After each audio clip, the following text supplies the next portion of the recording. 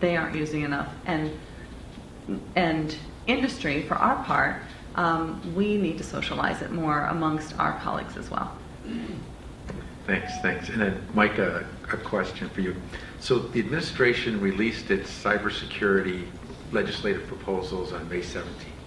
One of them is an information sharing proposal. And what it says is that any entity can share with the Department of Homeland Security any information that it has, no matter how obtained, for cybersecurity purposes, provided they strip out the irrelevant identifying information. That's the rule that the White House has proposed. Very broad information sharing. It's voluntary, but the sharer has to strip out irrelevant identifying information. It could be that it includes relevant identifying information relevant to the security challenge, the malware, but they have to strip out the irrelevant stuff. How hard is that to do? Well, that sounds like a wonderful policy, but from a technological standpoint, that actually turns out to be extremely difficult to pull off. This is a problem that people have been looking at for a number of years, and in fact, in the 1980s, actually at Georgetown, Dorothy Denning set out to actually look at the problem of how do you publish a data set in a way that preserves privacy. Her approach was just to provide some statistics or a statistical database that provides some aggregate information about about the sensitive data. Now, that's somewhat useless from a security standpoint, because when you're looking at attack traffic, what you're really interested in is maybe one packet out of a trillion. So we really need a way of publishing data that maintains the relevant parts from a security standpoint, but somehow obfuscates or erases the parts of the information that could contain person identifiable information that may not be relevant or germane to an investigation. So that was Denning's work was in the early 1980s. There's been a lot of follow-up work and things like K-anonymity and L-diversity and T-closeness, which basically propose methods of publishing data sets where even if you have access to the data, then you can't link information with any particular individual. Now, unfortunately, the more privacy you get, there's kind of a knob that you can turn. And if you want to do this in a way that preserves privacy, then you pretty much take out all of the actual information or the useful information in these packets. So it's very hard to do.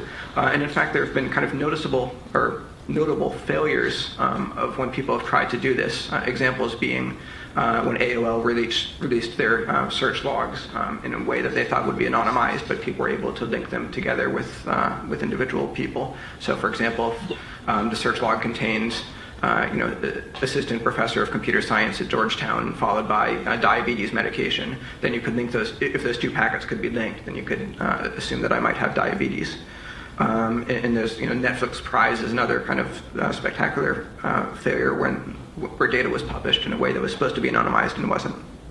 So to get back to your question, I don't know of any technique, and I don't think that anybody knows of any technique to do this in a way that is fast and reliable. And in fact, the only method that I would have any confidence in is to inspect these anonymized packets in kind of a manual process. Because again, the problem is that you can look at one packet that's been anonymized and say, okay, this is safe.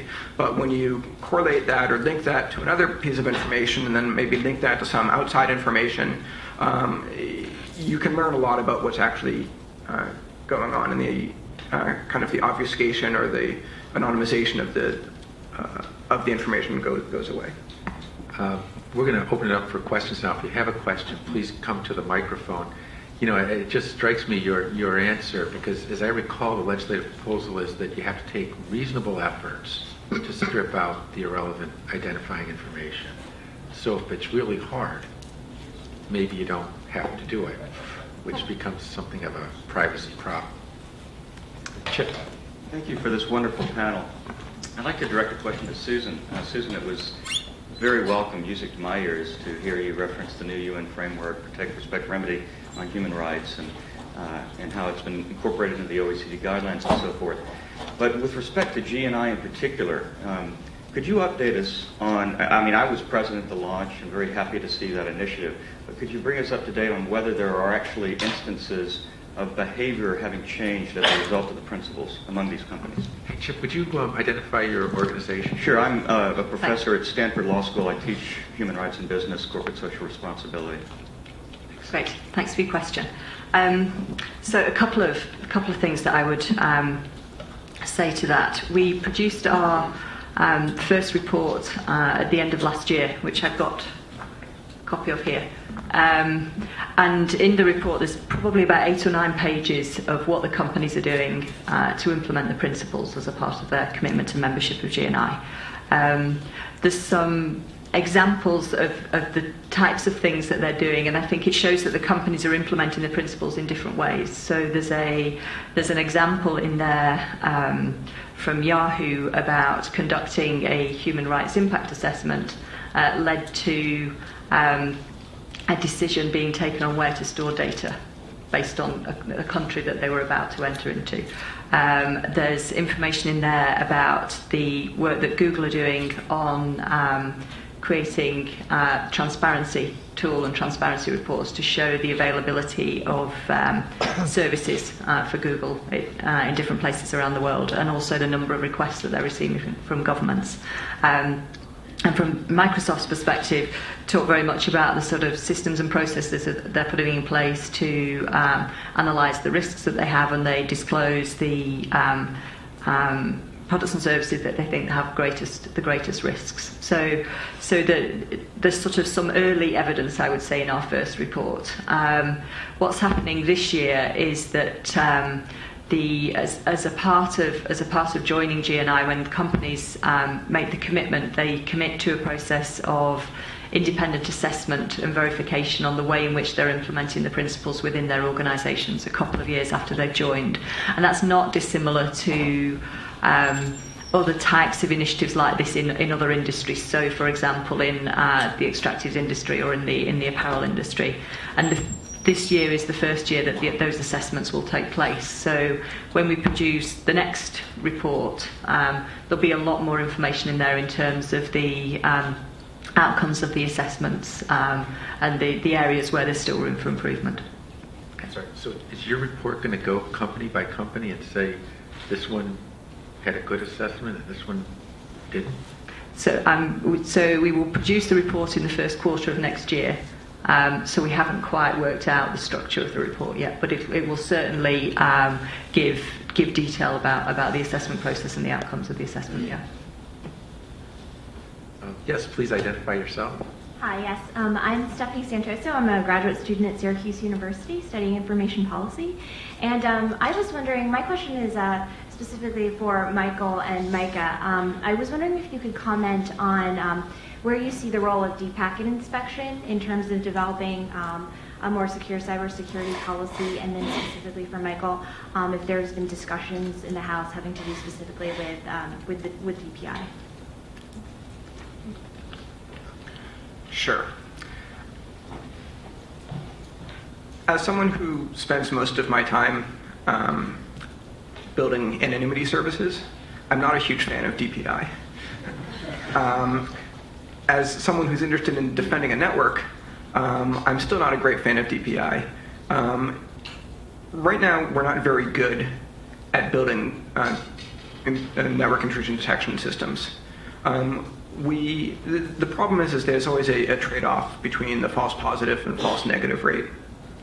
And to build a intrusion detection system that, which has a false negative rate, or a false positive rate of less than 1 in a billion, which is more or less what you need. Otherwise, you're going to be waking up your network administrator 30 times a night to chase down things that aren't really problematic. We don't know how to do that yet, and so really, I'm unsure what the need is for DPI at the moment. It's a really good way to monitor communication, to search, when you don't necessarily care about false positive rates, when you just want to, locate keywords in emails and send it off for an analysis. Maybe it's useful there when you can kind of tolerate a fairly high false positive rate. But as a general way of protecting the network, I'm not quite bought into the idea. Can I just ask one follow-up question before you go, Michael? I'm the security guy at AT&T or Verizon or another major carrier. Aren't I doing deep packet inspection to look for the signatures that I have been provided with to try to stop that malware from getting to my users onto my network? So it certainly depends on the size of the company and what kind of pipe you have. If you have a small pipe, then a lot of organizations are in fact doing DPI and looking for signatures, and then maybe throwing things out if it doesn't fit. I'm not aware of. I truthfully don't know. I think I saw someone here whose name badge had AT&T on it. They might better be able to answer that question, or probably won't answer that question. But it comes down to bandwidth and processing. I'm not sure that you can process a huge pipe at line speed. Now, of course, you don't necessarily have to do that all at once. You can divide it up in many access points that a network like AT&T's of AT&T's size. But a lot of the times what's done instead is statistical sampling, looking at, taking 1 out of 1,000 packets and looking at it and analyzing it thoroughly. As far as I'm aware, there hasn't been much discussion about utilizing DPI, especially something where the government would mandate that would be part of it. And I do think a lot of that would be for the privacy concerns when you start talking about going deep into them. Gary, if I might, I'd just like to add that generally speaking, well, in fact, almost always, the industry is very keen on making sure that legislation or policy is made in a technology-neutral way.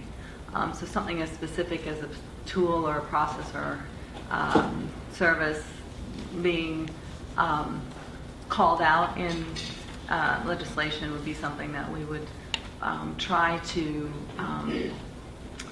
make to broaden, not only for competitive purposes, that one company might be using one tool and another might be using another, but also for longevity purposes.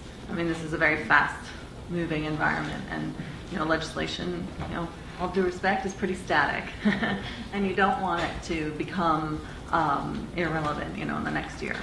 And so looking at, we would encourage not to take a technology-neutral approach to any kind of policy or legislation. And I think that's one thing that I failed to mention on before, but that we definitely are looking at, because when we're talking now, even that we're hoping to get it done in this session in 2 years, that with the way technology moves, if you get anything into statute that's technology specific, it'll by the time the president signs it, it'll probably be outdated in some ways. Thanks. Yes, no matter how obtained, for cybersecurity purposes, provided they strip out the irrelevant identifying information.